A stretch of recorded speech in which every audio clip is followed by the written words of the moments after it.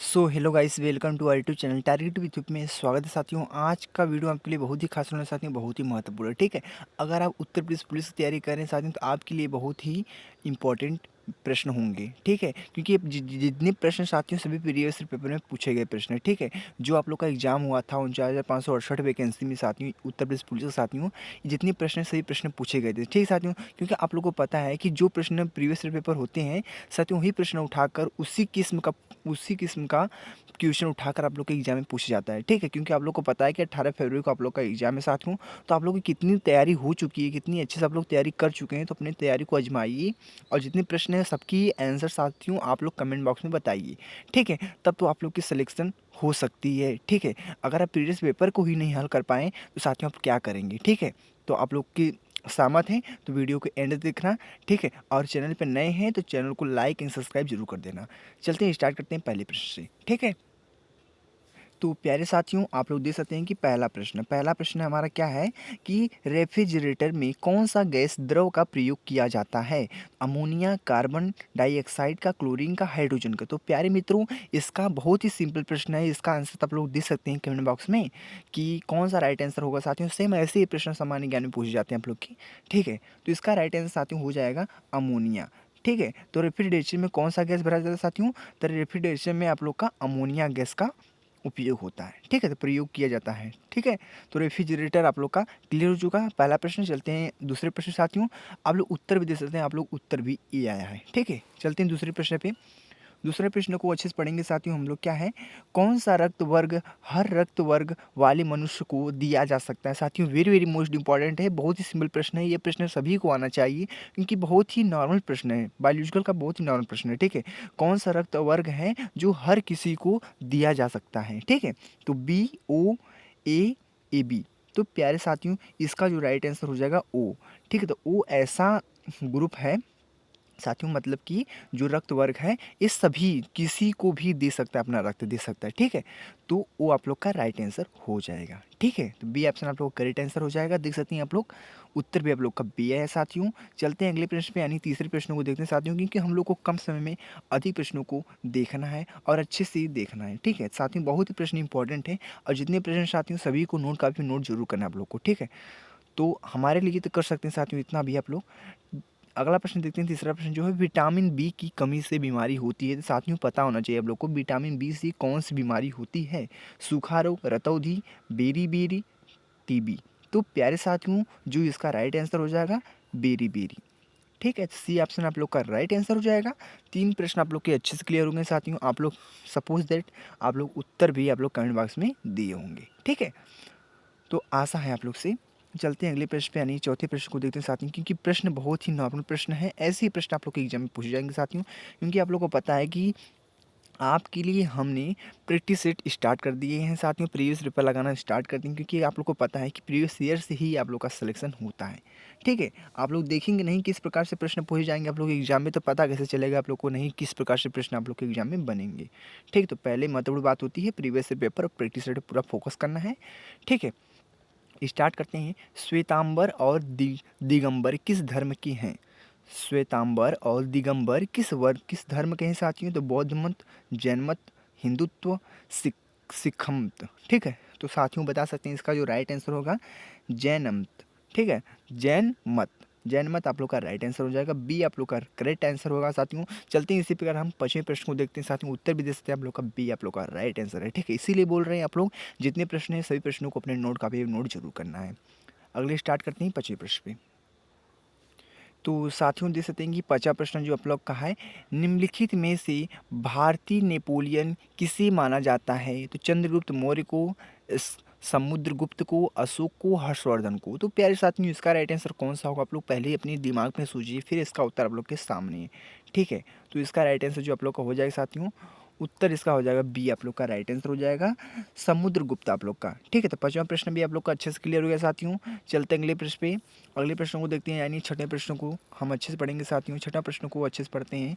प्रश्न क्या है हमारा, पानीपत का तृतीय युद्ध किन के बीच लड़ा गया था साथियों। वेरी वेरी मोस्ट इंपॉर्टेंट है, पानीपत का तृतीय युद्ध जो हुआ था किन के बीच लड़ा गया था साथियों, तो मराठों और अंग्रेजों के मध्य, मुगलों और शेरशाह के मध्य, अंग्रेजों और फ्रांसीसियों के मध्य, अहमदशाह अब्दाली और मराठों की मध्य।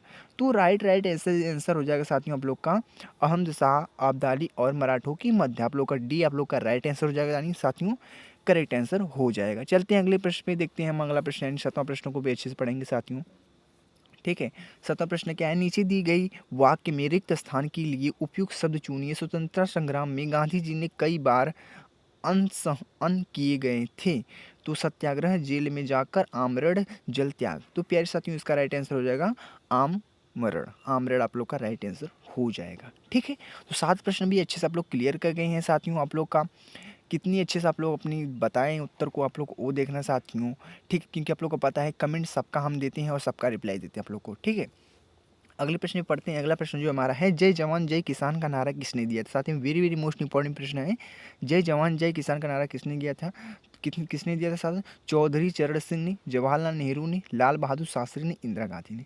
तो प्यारे मित्रों इसका राइट आंसर हो जाएगा लाल बहादुर शास्त्री ने दिया था जय जवान जय किसान का नारा। क्लियर है आप लोग, 8 प्रश्न भी आप लोग के अच्छे से क्लियर हो गए। चलते हैं अगले प्रश्न पे, यानी 9वें प्रश्न को देखते हैं। ठीक है,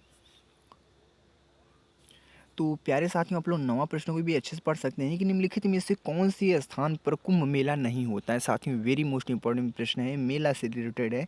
उज्जैन, इलाहाबाद, हरिद्वार, वाराणसी, सभी एग्जाम में देख सकते हैं साथियों। जो कुंभ मेला होता है साथियों वो होता है आप लोग का वाराणसी में नहीं होता है। ठीक है, तो निम्नलिखित में से कौन सा स्थान पर कुंभ मेला नहीं होता है साथियों, तो वाराणसी में कुंभ मेला नहीं होता है। क्लियर है आप लोग, अच्छे समझ में आ गया होगा। देख सकते हैं आप लोग को डी आप लोग का राइट आंसर है। चलते हैं अगले प्रश्न पे, यानी 10वें प्रश्न को भी अच्छे से पढ़ते हैं साथियों। ये आप लोग का पॉलिटी से प्रश्न हो गया। संविधान का कौन सा आर्टिकल रूल ऑफ लॉ का विस्तृत उल्लेख करता है साथियों। लॉ, जिसमें लॉ पढ़ा जाता है साथियों, तो अनुच्छेद 13 में, अनुच्छेद 14 में, अनुच्छेद 15 में, अनुच्छेद 16 में। तो प्यारे मित्रों इसका जो राइट आंसर हो जाएगा अनुच्छेद 14। ठीक है, तो बी आप लोग का करेक्ट आंसर हो जाएगा। इसी प्रकार चलते हैं हम अगले प्रश्न पे, यानी हम 11वें प्रश्न को भी अच्छे से देख लेते हैं प्यारे मित्रों। 11वां प्रश्न देखिए पहले आप लोग अच्छे से, और सभी को कमेंट करना अनिवार्य है। ठीक है, जब आपके लिए इतना मेहनत कर रहे हैं प्यारे मित्रों, तो आप भी हमारे लिए मेहनत कीजिए साथियों। एक कमेंट से आप लोगों को क्या होता है। ठीक है, तो एक कमेंट आप लोगों को जरूर करना पड़ेगा। कैसा लगा वीडियो वो भी बताना पड़ेगा। ठीक है, शिक्षा के क्षेत्र में कौन सा सबसे नया कानून है, तो अनिवार्य प्राथमिक शिक्षा, सर्व शिक्षा अभियान, शिक्षा का अधिकार, प्रौढ़ शिक्षा का प्रसार। तो प्यारे मित्रों इसका राइट आंसर कौन सा होगा, तो इसका राइट आंसर मान सकते हैं आप लोग, ए भी आप लोग का सही है और सी भी सही है आप लोग का। ठीक है, शिक्षा के क्षेत्र में कौन सबसे सबसे नया कानून होगा, तो अनिवार्य प्राथमिक शिक्षा भी और शिक्षा का अधिकार भी, दोनों आप लोग का राइट आंसर है। इसमें से आप लोग कोई भी राइट आंसर को चूज कर सकते हैं, क्योंकि उत्तर भी में दिया है A/C। ठीक है, तो आप लोग का ए और सी दोनों राइट आंसर हो गया। चलते हैं अगले प्रश्न पे, यानी 12वें प्रश्न को भी देखते हैं हम अच्छे से साथियों। ठीक है, तो 12वें प्रश्न को देखते हैं कि भारत का प्रधानमंत्री बनने के लिए न्यूनतम आयु क्या है। तो न्यूनतम आयु कितनी होनी चाहिए, तो 21 वर्ष, 25 वर्ष, 30 वर्ष, 35 वर्ष। तो साथियों प्रधानमंत्री बनने के लिए आप लोग का बी आप लोग का करेक्ट आंसर है, 25 वर्ष में आप प्रधानमंत्री बन सकते हैं। क्लियर है, 12 प्रश्न आप लोग को अच्छे से क्लियर हो गए। चलते हैं अगले प्रश्न पे, यानी हम 13वें प्रश्न को देखते हैं। ठीक है, तो प्यारे मित्रों 13वें प्रश्न को देखते हैं अच्छे, कि राज्यपाल की नियुक्ति कौन करता है। प्रधानमंत्री करते हैं, मुख्यमंत्री करते हैं, कि राष्ट्रपति करते हैं, कि मुख्य न्यायाधीश करते हैं। साथियों प्रश्न तो बहुत ही नॉर्मल प्रश्न है, ये प्रश्न को उत्तर सभी लोग दे सकते हैं। ठीक है, तो इसका जो राइट आंसर हो जाएगा राष्ट्रपति करते हैं। आप लोग का क्या सी ऑप्शन आप लोग का राइट आंसर हो जाएगा, राष्ट्रपति करते हैं। ठीक है, तो चलते हैं अगले प्रश्न पे, यानी कि 14वें प्रश्न को पढ़ते हैं हम अच्छे से साथियों।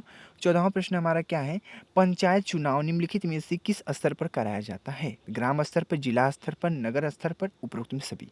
तो प्यारे साथियों इसका जो राइट आंसर होगा A&B, ग्राम स्तर भी करा सकते हैं और जिला स्तर भी करा सकते हैं। ठीक है, तो पंचायत चुनाव निम्नलिखित में से किस स्तर पर कराया जाता है, ग्राम स्तर भी करा सकते हैं, जिला स्तर पे आप लोग करा सकते हैं, यानी A&B आप लोग का राइट आंसर हो जाएगा। क्लियर है, चलते हैं हम 15वें प्रश्न को देखते हैं साथियों। 15वां प्रश्न पढ़ते हैं हम अच्छे से।